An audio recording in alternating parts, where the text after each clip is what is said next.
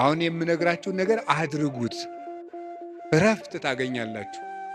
በተጨነቃችሁ ጊዜ ሞባይላችሁን ከፍታችሁ የሆነ ነገር ወደ ማዳመጥ አትሂዱ። መዝሙረ ዳዊት መኪና ያላችሁ ሰዎች ካላችሁ መኪናችሁ ውስጥ እቤት እንዳለ ሁሉ መኪናችሁ ውስጥ ራሱ አንዱን ችሎ የማይወርድ አንድ መዝሙረ ዳዊት ቢኖራችሁ ጥሩ ነው።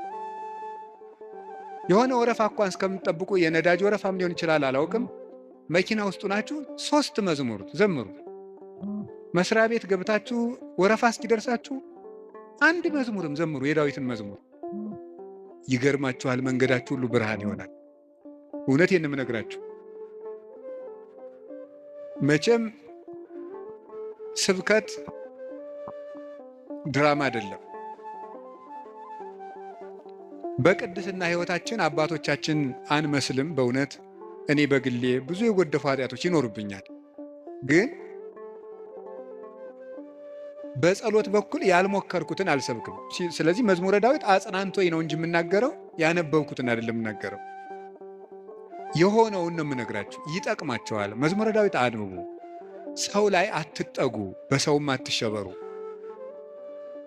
እግዚአብሔር ክንድ ላይ እረፉ። ያንን ደግሞ የሚሆነው መዝሙረ ዳዊት ስታነቡ ነው። ዘምሩ። የዳዊት ሲጨንቃችሁም መዝሙረ ዳዊት አንቡ፣ ደስ ሲላችሁም አንብቡ። እግዚአብሔር ደስ ሲለን እሱን ማስታወሳችንን ይፈትነናል። ሲከፋን አኩርፈን አለመውጣታችንን ይፈትነናል። ስለዚህ ሲከፋን ምንዘምር እሱ እግር እንገኝ።